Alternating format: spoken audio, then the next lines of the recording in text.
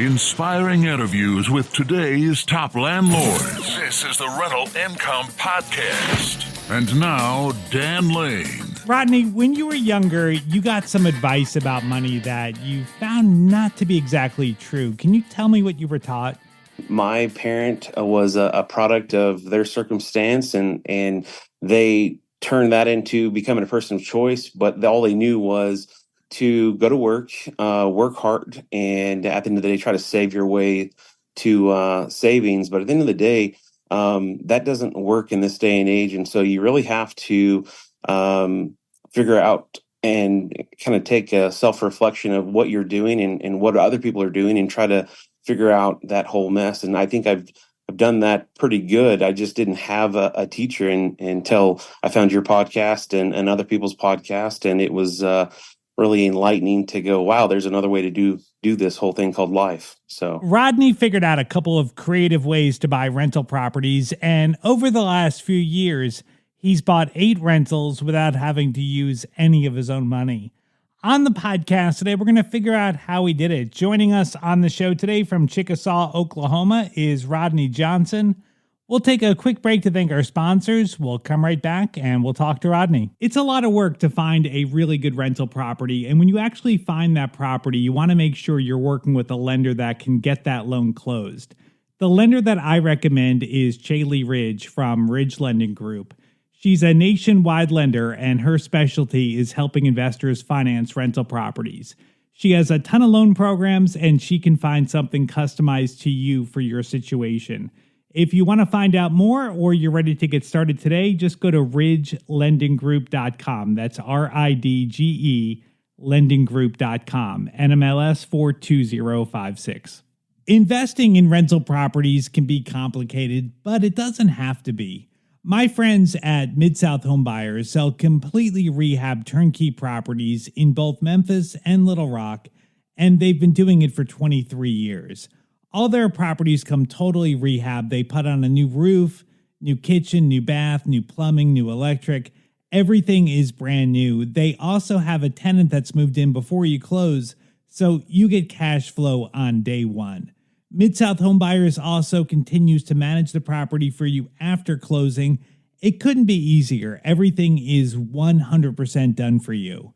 All their properties also come with a couple of guarantees. They have a 1-year total maintenance warranty and a lifetime occupancy guarantee. Personally, I just closed on my 5th property with Mid-South Home Buyers, and I couldn't be happier.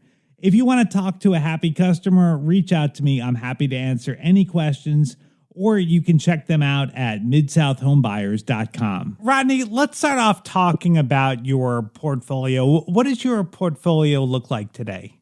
So my portfolio consists of 8 units. Currently, we are quote unquote under contract for another 4 units, 2 more duplexes. And we started in 2021 and just kind of had a little bit of luck on our side with a little bit of just being a life learner and taking the initiative to go out and figure out what people are doing. And most of them are all 3-bedroom, 1 bath or 2 bath. I have like a little community. It's a duplex with a studio kind of apartment in the back.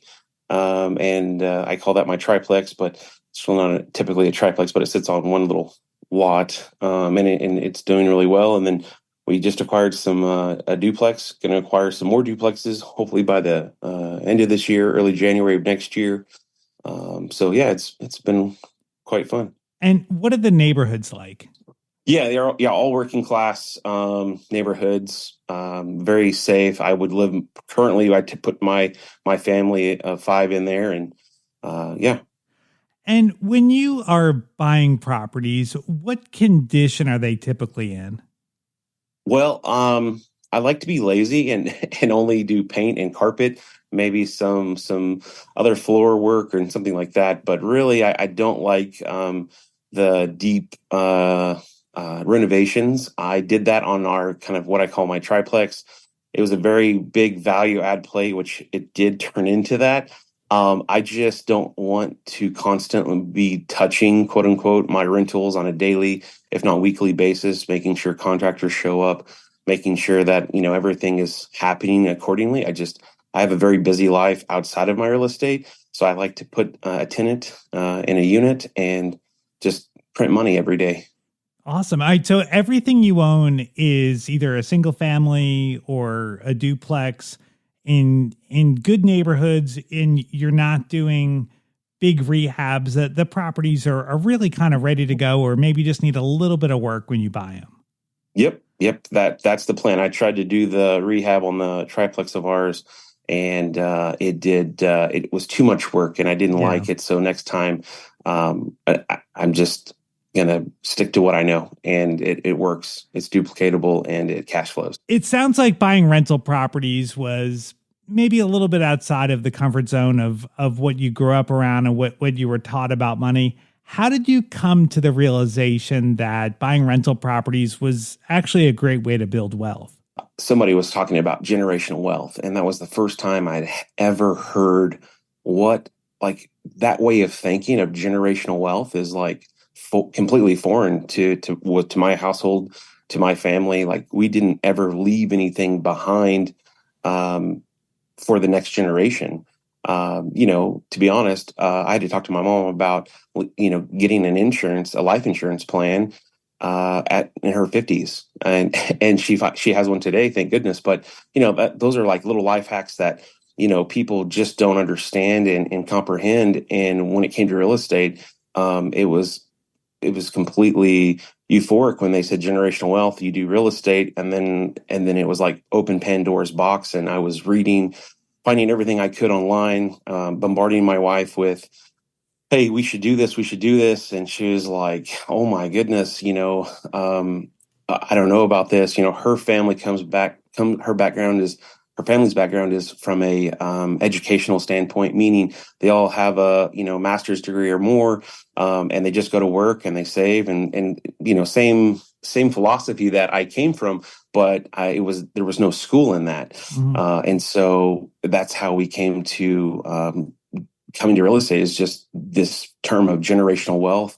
And then I, Googled that, and it was like, oh my gosh, I've got to do this. Yeah. Yeah, it really is incredible how it's really not that hard. It just takes a little bit of effort to kind of get things going. Yeah, it really does.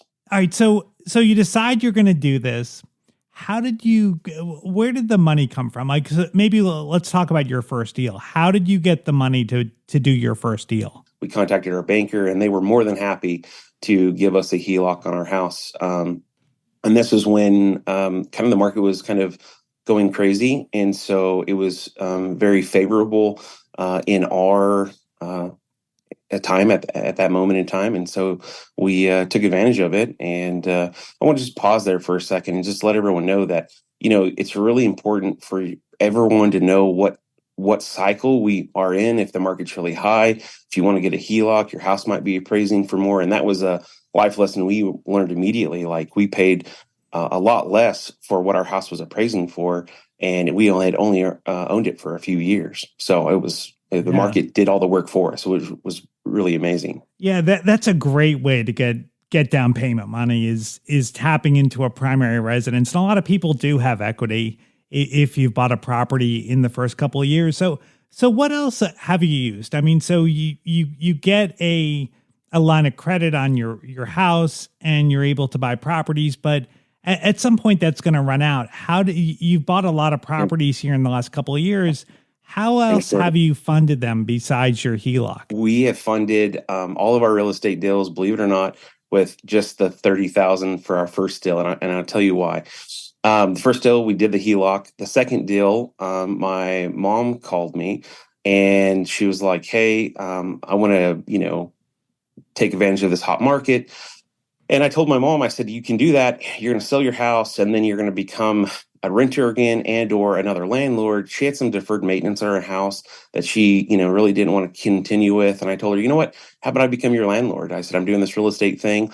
And if you sell it to me for what you owe," which was half of what the market was selling. So kudos to my mom for doing that.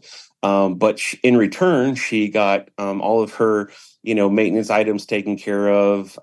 We gave her a significant discount on rent. And at the end of the day, she's helping fund her grandchildren's future. And at the end of the day, she lives practically rent free and she doesn't ever have any maintenance issues. And if she wants something done to the house, it gets done.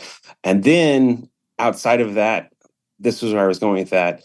Leverage. I called the bank and I said, hey, this deal is happening with my mom, but I want to take the equity and I want to buy another property. And they said, okay. And I was like, you read this online, but you never really think it could actually happen to you. And then it happened. And so I used the equity. I leveraged the equity that from the house I just bought, and I closed on another property a month later. That we were sourcing and working as we were closing on the second property. So then that got me to my third property. And then it took a little bit, like 6 months, but I kept asking around for like, who are these giants and these sharks that you hear about that have all these real estate properties and, in our market. And I finally got a hold of one. And he gave me an opportunity to use a hard money loan through his organization or one of his partners. And we did that with the triplex. And so I had no money down and the hard money loan. That was our first time doing anything. I said, well, it's going to make it or break it. We made it and it was phenomenal. And so we traded paper. And what I mean by that is once we got done with it, we got it appraised. And then we took it to a mortgage. We had a 3-year hard money note on there. We did it in 2 years and a month. And it appraised for well over than what we put in. So that was great. And we traded paper. And that is right now how we're doing all these other deals that we're coming up is we're doing hard money loans, nothing too crazy, but they went out from those properties. And so I'm very fortunate and favored to be the recipient of those. And we're just going to help them out. They're going to help me out.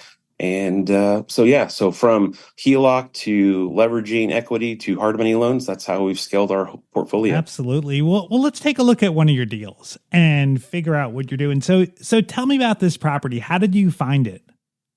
So it was just a deal on the MLS. I have a phenomenal real estate agent that I went to high school with, and we stayed in contact. And I told her, I said, hey, I want to do my first real estate deal with Ashley and I want to do it. And she said, okay. I said, this is kind of what we're wanting. This is the neighborhood. And she said, I found one. It's been sitting on the market. We walk in and it smelled like smoke. It was carpet burns. And in the end, it was just for your first time home buyer. They're like, ew, but you know what? It had a new roof. It had brand new plumbing, had a clean out.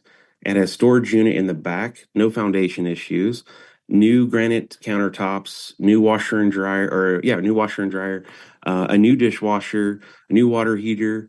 And it kind of checked all those kind of boxes for deferred maintenance, except for it had bad paint and bad carpet. Mm-hmm. Okay, so that seems pretty simple. So what was the purchase price? It was at $126. All right. And then to fix it up, did it just need like paint and carpet basically? Yep. Just paint and carpet. And how much did that cost? So paint and carpet was around $4,000 dollars. She had the good thing about working with a great real estate agent is that they have a plethora of handymen and contractors. And she, got me in contact with a few that came out, bid the job. I think we spent $2,200 in carpet, and the rest was paint. And again, my paint was white walls, white trim. So I mean, nothing crazy. So you're all in with the purchase price and the rehab at about $130. How did you finance this property? The HELOC we got on our primary resident was $30,000. So that was your down payment, and then you got a bank loan for the rest of it. No, they with the HELOC, they give you the full. Yeah, I'm sorry. Yeah, for the 100,000 that's left. Yes. Okay, for the 100. Yeah. Okay. Yeah. Okay. I'm sorry. Okay, and then how much is that property rented for? 1,400 right now. We're actually a little below market. That area has really gone up. So when we bought that, about a year later, next door was selling for 160, and a year and 6 months later, it was selling for 190. Another property, the 190 had a second bathroom, keep in mind, but still, it's crazy the value that it's going Yeah. up each year and each day. So you think it's worth about 190 today? I would say 175. 175. The Okay. way it is right now. Yep. Yep. Awesome. All right. And what's your mortgage payment on the It's property? around 900 bucks. $900. Okay. So $1,400 in rent, $900 mortgage. How do you budget for repairs and vacancy? So I do about 5% for those items, just because I'm not buying something that needs, a lot of work, and I'm not just plugging people in that are going to pay me rent. That's not my genre of being a landlord. I really want to add value to people. Our mission statement is for our family is one legacy, one mission, and so we're making sure they're good quality rentals that my family could even live in. So, those are, it doesn't matter if it's a 1 bedroom or a 3 bedroom, they're going to be nice. They're going to be clean. They're going to be, affordable. I really want tenants to stay with me a long time, because I'm not trying to get rich right now. I'm trying to get rich in 30 years. Mm-hmm. Okay. So the rent is $1,400. So 5% of that is about $70 a month for vacancy that you're budgeting, and $70 a month for repairs. Well, Yep. what do you do with that money? Like, do you just put that into a separate savings account, or do you take all the cash flow and just keep it aside? Just keep everything in Okay. aside. Yeah. Okay. It just sits there. Yeah. Okay, so in reality, so 1,400 comes in, 900 goes to the mortgage. There's $500 left over, and you just put that into an account and just keep that for anything that might come up. Yeah, I think after taxes and everything, insurance, we're right around $200, for cash flow. Okay. Now, do you ever think about like where the cash flow and the appreciation, the value of the property will be in the future? I mean, a lot of the real wealth with rental properties comes in owning a rental property for a long time. So do you ever project out what things will look like? So I use an app. If everyone has a pen and paper, it's called Deal Check, and it does a phenomenal job of kind of running the numbers. But yeah, it gives you a projection page from year 1 to year 30 on gross rents and kind of cash flow. But for year 1, we're at around a 4% appreciation, around like 170, somewhere in there. And then if you look at year 30, that property at 4%, if it just appreciates at 4%, is 567,000.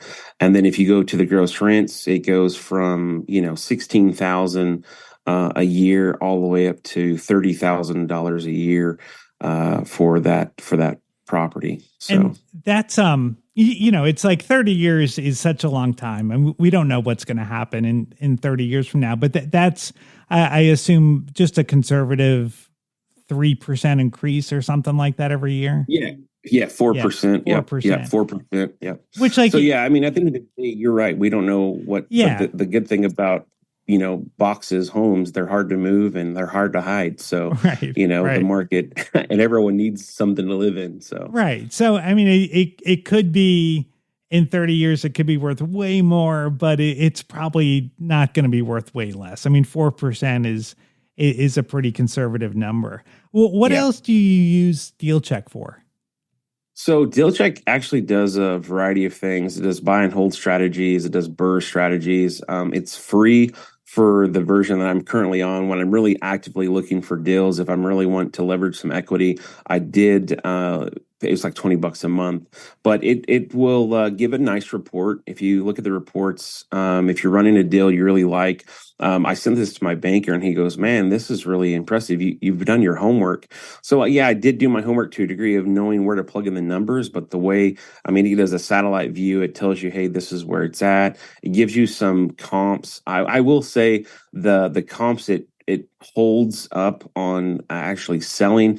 It's kind of hit and miss, but the rental comps are really, really good. I know that other people use like Renometer and things like that, but this is actually pretty fair on the comps for rent, and it does an okay job for selling. I'm not too worried about that because I'm never selling. So. Well, let's talk about some of the other apps and tools that you're using in your business. Now, what about like for screening tenants or collecting rent? Well, what service do you use for that? Shout out to Redi, man. I got in when I think it was like $100. Now it's $120. But Redi does a decent job for me and where I'm at in my journey with our 8 units, almost 12 units. It does all of the rent collection. It does all of the screening. It does a pre-screening that's free. So it has some decent questions as you're screening your tenants and then trying to figure out, hey, do you want this one to go to the actual application fee? It's $35. I don't make any money. I don't see any of that. That's a separate entity within Redi that does that screening for us for those really serious tenants. But at the end of the day, it does everything from, like I said, screening to pre-qualifications to maintenance tickets. I will tell you the really cool thing about Redi is that the way they sign their lease is they do like a DocuSign on that, but it makes you take a picture with your driver's license and then it actually geo coordinates it. So like if you're at your mom and dad's house, if the tenant is, or at their old, residence, they can't say it wasn't me because you take a picture with your signature all on the same page. Oh, wow. And that's how they sign their lease. And that's pretty cool. Yeah, it's really cool. It's really inventive. So again, shout out to those guys. They've made my life a really, really easy. And just the picture thing, I think, adds a level of security to say you can't, a tenant can say, "Oh, I didn't sign that." Well, yeah, you did because you have a driver's license picture with your picture. Right. Yeah. What about for comps? Like whether you're looking at rental comps to set the rent price, or if you're looking to buy a property, just looking at some sales comps. Again, I'm kind of a lazy landlord to a degree. And I want to put people in there. And so and not worry about them and just have them, pay their rent on time every month. And so, we use, Zillow rentals, Facebook, and other applications like that. But I tell you what, man, if you look up applications or rentals on Facebook, I mean, the market kind of speaks to itself. And they tell you, hey, this is what this goes for. And again, kind of going back to your market, you got to know your market. That's the one thing I want everyone to know. You have to know your market and you have to know your numbers more than anything, because you can have all the financing in the world, but if you don't know your market and you don't know your numbers, it's going to be a disaster. So is there anything else that you use? Yeah. Oh, yeah. So I do use your standard like Google Gmail, but I want everyone to know that you have your Google email, your Google Drive, but a lot of people don't know that you have Google Sites. So if you go to the little dots in the corner next to the picture of your Google account, there's something called Google Sites. If you click on that, it actually works as an interweb. So we have like all of our criteria on there, and it's really something like a tool that we can pass down to our kids. So we have our criteria, what market we're in, why we like that market, all of those things. And at the end of the day, it becomes like a hub of information. All the things that we're learning, we kind of put that in there. And so you can recall that information and without having to go really search for it. So it's been very, very helpful to kind of create our own intro web for our family or in our business, but for our family, because we're passing this down to our 3 boys. I've got links to everything that Rodney just mentioned, plus his contact information. If you want to reach out to him, you can find it all at rentalincomepodcast.com/episode 501. I'd like to thank Chaley Ridge from Ridge Lending Group for sponsoring today's episode. If you're looking to buy a rental property, whether you're just getting started or you want to add to your portfolio, reach out to Chaley. She's a nationwide lender. She has a ton of different loan programs, and she can find something that'll work for you. If you want to find out more, you can track her down at ridgelendinggroup.com, NMLS 42056. Thank you so much for checking out the podcast today. Make sure you hit the follow button. I put out a new episode every single Tuesday, and if you're following the show, you'll get notified as soon as the next episode comes out. My name is Dan Lane, and this has been the Rental Income Podcast.